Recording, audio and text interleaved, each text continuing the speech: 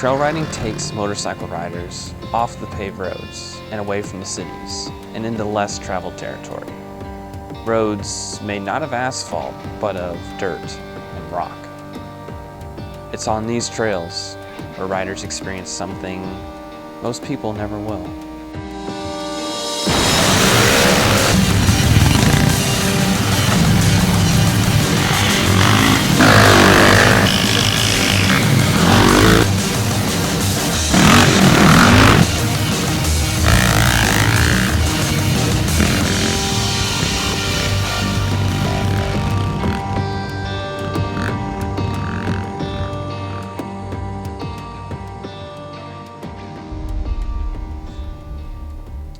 Trail riding is more than just a hobby, it's a passion. Some people call us crazy or adrenaline junkies for it, but it's addicting. Maybe it's being in the middle of nowhere on a motorcycle or not knowing what's around the next turn, but there's nothing else like it, and it's a rush. We don't ride to prove ourselves to anyone. It's not about being the best or the fastest. That's not why we do it.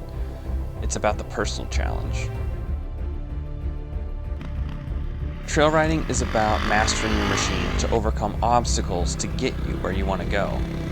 It's about becoming so familiar with your bike that you trust it completely. You trust it'll get you where you want to go. You'll have power when you need it. It can handle the terrain in front of you, and you ride without even really thinking about it. Your reactions become instinctive. There's a saying, if something scares you and excites you at the same time, then it's probably worth doing, and I think that accurately describes dirt biking. When we ride, we experience nature like most people never have. The desert holds incredible beauty, and on a bike you can go where other vehicles can't, and you can see what most people never will. And that's because you're making your own trail. You're viewing the world from a different angle.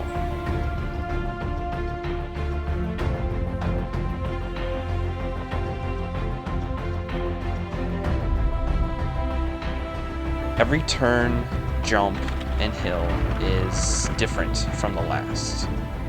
The elements are constantly changing the terrain, and you never know what to expect.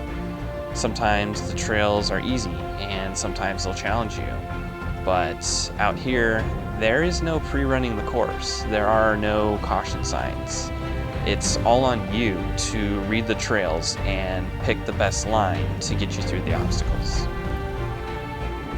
One minute you could be in the sand, and the next you could be hill climbing or boulder busting. You just never know.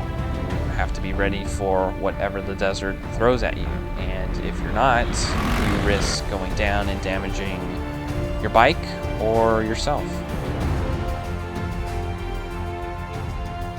The protective gear that we wear doesn't make us invincible, but it can prevent more serious injuries from happening.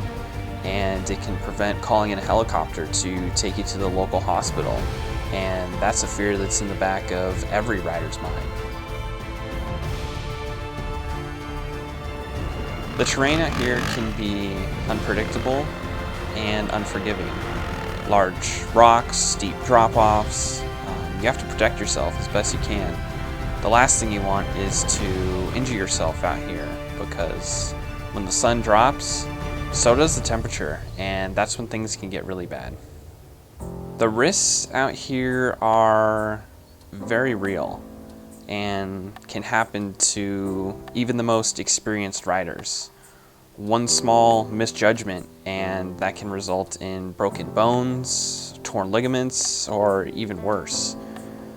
We've seen everything from bumps and bruises to broken legs, broken necks, and watching that happen to someone, particularly someone you know, makes you want to do everything you can to prevent that from happening to you.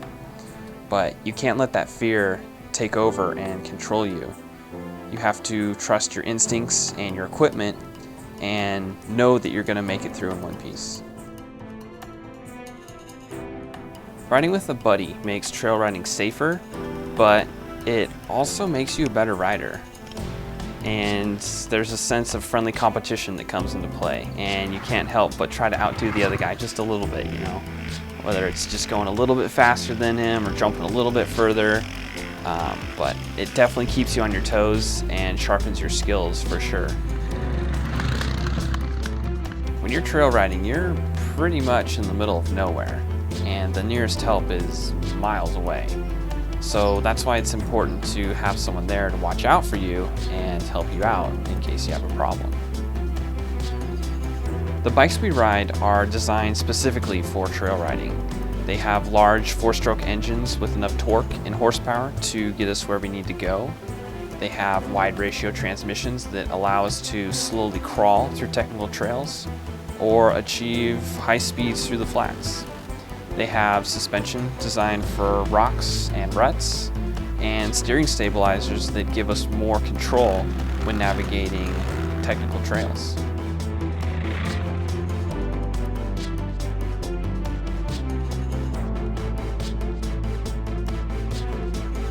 A lot of riders add armor to their bikes to provide greater protection against the harsh terrain and reduce the risk of breaking down. Skid plates and brush guards are the most common types of armor. Our resources are only what we bring with us: food, water, tools. We have limited space in our saddlebags and have to choose which items are most necessary to carry with us. Items that can be used to band-aid the bike back together just enough to make it back to camp.